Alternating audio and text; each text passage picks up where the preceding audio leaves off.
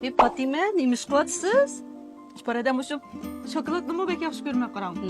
Ma kokustamni ichimlikni bek yaxşı görmem. Moş ikisini birleştirip la bir pişirip bersanız şunu yesem olmamdı. Unda bolsa, ma yeni icadiyat qilgan ko'k stemlik chokolad pechenemni bugun dars qilib o'tib beray. Bo'lamda? Buldu.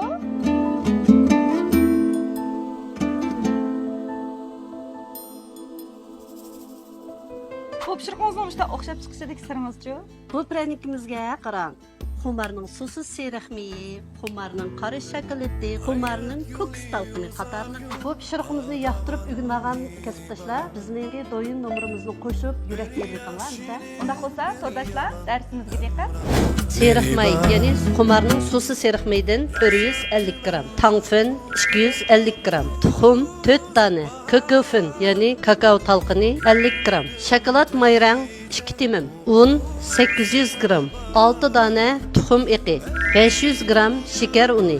Biz eng avval so'siz seriqmayimizni ko'ptirish apparatimizga to'kib olamiz. So'siz seriqmayni to'kib olgandan keyin mana shakar uni, buni aralashtirib, bu ikkisini yumshoq holatgacha ko'ptirib olamiz. Meyimiz mana shunga o'xshash oppoq holat ko'pgandan keyin tuxumni to'kib, yana davomli ko'ptiramiz. Tuxumni sep ko'ptirib oldik, endi biz buningga mana kokofinni to'kimiz, anandan keyin shokolad mayrangdan timimi.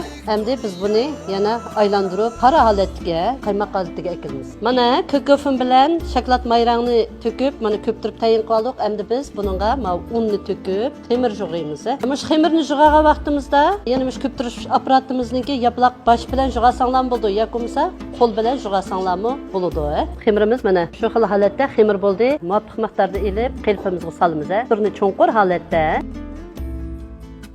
qo'limizda işte yenik elib etib, ichiga quyadigan qiymasini yasaymiz. Xumning iqi, shakar uni to'kib, buni oppoq risholatgacha ko'ptirib olamiz. Risholamizni mana shu xil holatda ko'ptirib oldik. Ko'k talqini aralashtirib, boy tayyorlagan risholamizdan 260 gram, undan keyin 100 gram ko'k talqini aralashtirib, qiyma qilamiz. Mana shunday unda elashtirib olsak bo'ldi. Buni biraqlama hammani elashtirib olsak, tez qitib oladi. Shuning uchun nisbatlashtirib tayyorlasak bo'ladi. Qilibqa turaqlashtirib olgan o'tir qismiga mana shu xil holatda quyib chiqamiz. Ama uç tarafını bunda besib etimiz kızlar. Duxovkamizni qizitib, tegi 210, töpi 180 gradusda 20 minutdan 25 minut kadar pişirib olamiz. Bu pechenimizni 25 minutda mana shu xil holatda, mana eritilgan shokoladga mana xil holatda silib olamiz. Inchik holatda teshib, buni mana xil holatda hammasiga chachimiz. Pistimiyig'iz. Buni az-azdan zinnat berib qo'yamiz. Gulbarga buni mana taq chechib qo'yamiz. Mana shu xil holatda napshlasak bo'ladi.